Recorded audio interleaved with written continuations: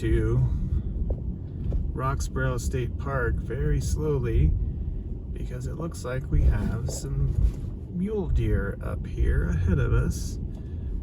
You probably can't see them just yet. Let me zoom in.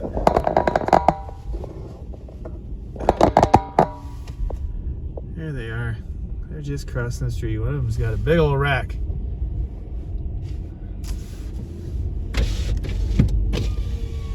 Bye. Well, here we are. We are at Roxborough State Park. It is a state park, so if you decide you want to come here, it's a $10 fee to get in by vehicle. You can purchase like yearly passes. In fact, I just bought a new vehicle. Woohoo! When I get it tagged, I think you can pay like $35 extra and you get basically a lifetime pass to any Colorado state park is included, and it just goes off of your license plate number. So anyways, we are here, saw some mule deer on up. It's supposed to be a really cool park, lots of great trails, some great views of the Rampart Range and the rest of the Front Range, and also some really cool geological rock formations. It is 7:40 in the morning. I got here a little later than I'd planned, but that's probably gonna work in my favor because it's not super busy yet, and it's already 37 degrees and it's gonna warm up. So, you know, I might avoid a lot of the cold, which would be nice. I still came prepared just in case. So let's get going. Here's the new vehicle. It is a 2020 Mitsubishi Eclipse crossover, all-wheel drive, only 50,000 miles. Much better for getting to better trail destinations than the old Hyundai Elantra.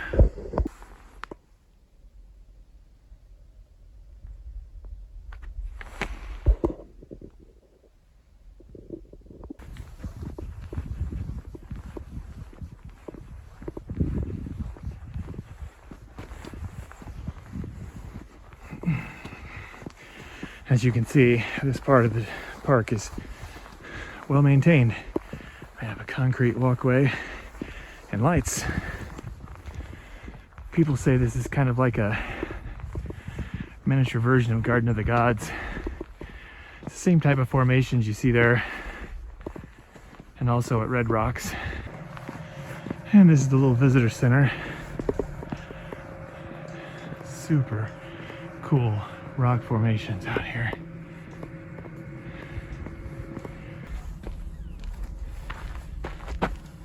Pause to read if you want.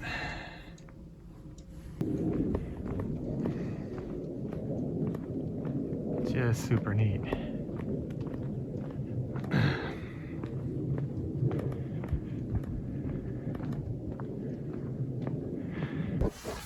Okay, so here's our trail map. We are here at the Visitor Center. We're gonna go up the Fountain Valley Trail, loop it around and back by the Visitor Center, then get on that blue trail, which is the Willow Creek, and take it down to South Rim, which is the yellow trail, and take it all the way back around and back up here.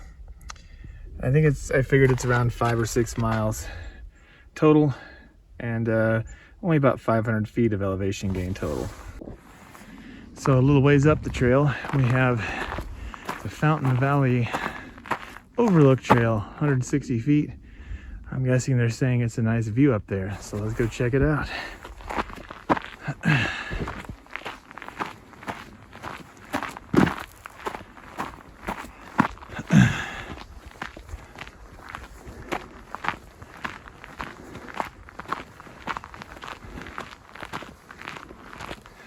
Oh yeah.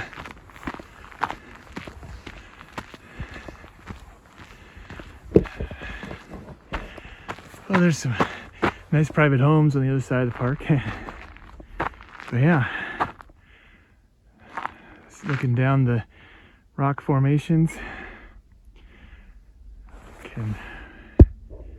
way up in the distance you can see Green Mountain, the ever-present Green Mountain, lumpy green ridge there. You can see the backside of some of the hogback stretching up to the north. There's the hogback there and behind us. Yeah, pretty cool. So here's where the trail splits. The right side swings around the east side of these hills and probably get some great views looking out to the plains.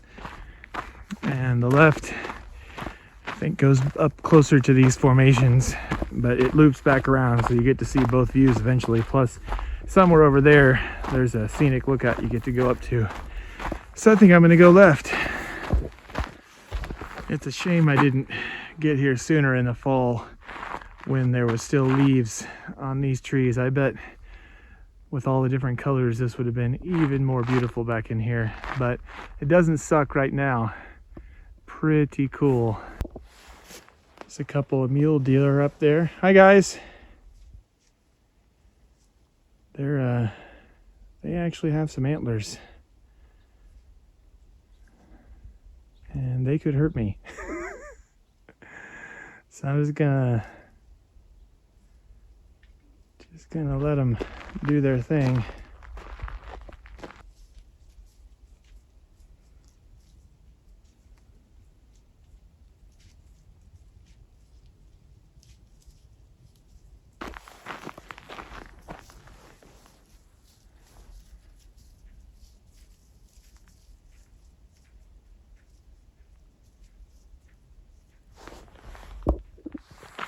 Super tall, cool rock formations here.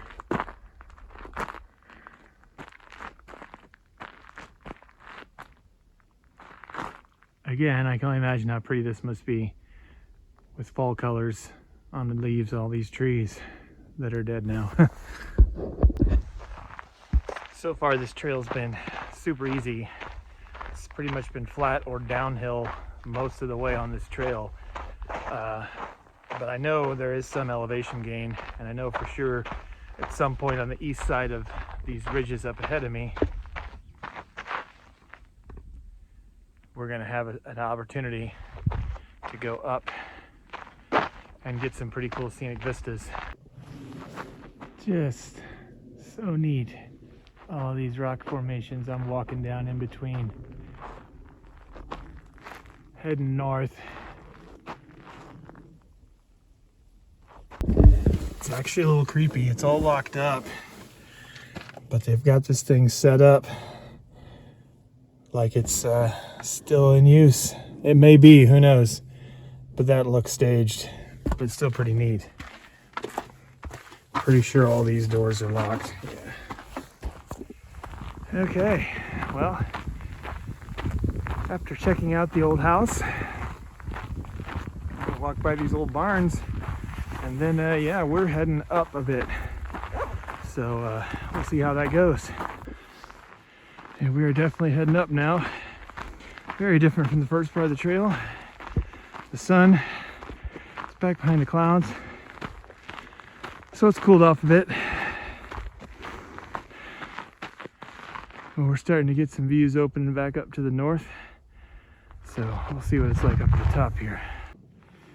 All right, we're up at the top of this part of the hike. Looking back, you can see Green Mountain right there in the center of the frame at the horizon. You can see some of the hogback and the first layer of peaks off the front range there. And we have Lions Overlook Trail, 0.2 miles. Difficulty, moderate. And I believe it's a loop trail that goes up and catches this trail back further up that way. So let's check it out.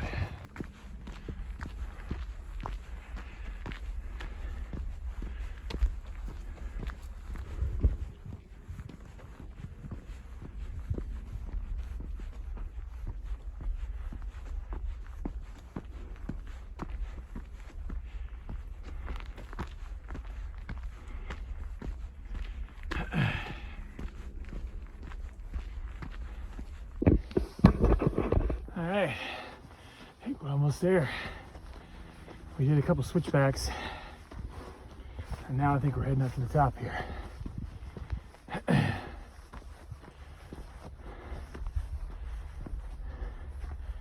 Yeah, definitely some good views.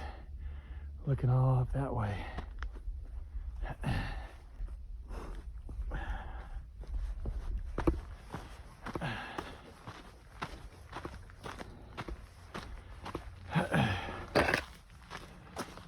pine needle in the lens.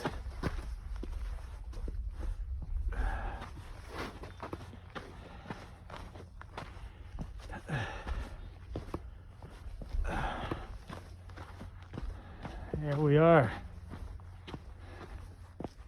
Oh yeah, this is pretty neat.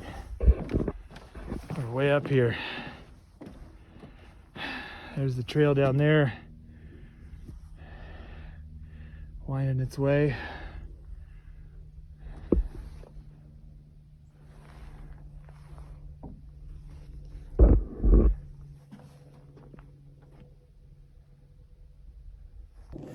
Well, we have finished the first half of our loop today. We are back at the visitor center, and now we're going to be taking Willow Creek Trail for a short distance,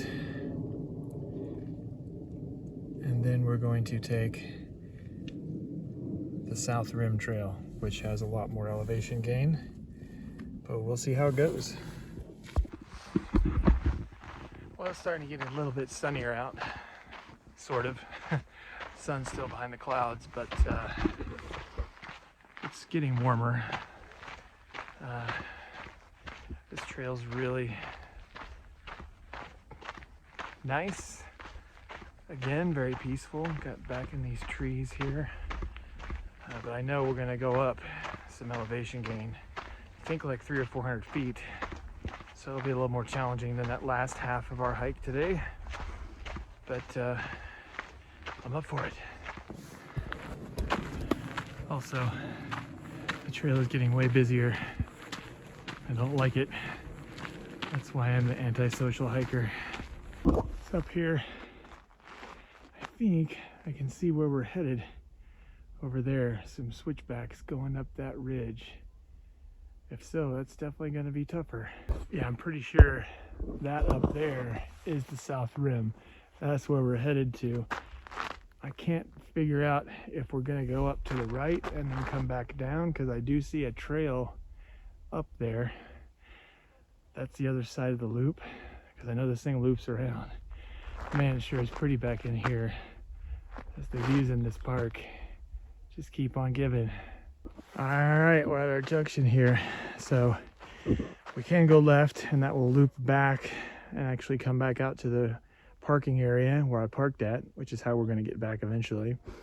Or we can go to the right and take the South Rim Loop, which also leads us to Carpenter Peak Trail. Not going to do Carpenter Peak today. It's over 7,000 feet high, and it's supposed to be a pretty tough hike, but someday I will. Our trail winds that way, around through there, down a little bit, and then up, and you can kind of see it curving around to the right, and I think it's going to go up that way, somehow get up onto the rim, go around that mountain, and then we're going to end up coming back down and switch back and down that side. And now the uphill begins. We're going to switch back around here, and I think it's up, and away for a while.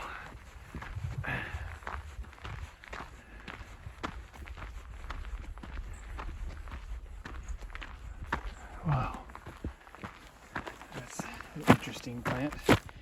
Almost looks like cabbage. Huh. Anyways, yeah, we're headed up somehow around that thing right there. The insane shot from here, looking all the way out there. Yep, we are definitely heading up, but it's pretty gradual so far, so not that horrible. They have little benches erected about every quarter of a mile, it seems like, in this park. I bet once we get to the steep part, there probably won't be very many more benches. We've gone up a bit.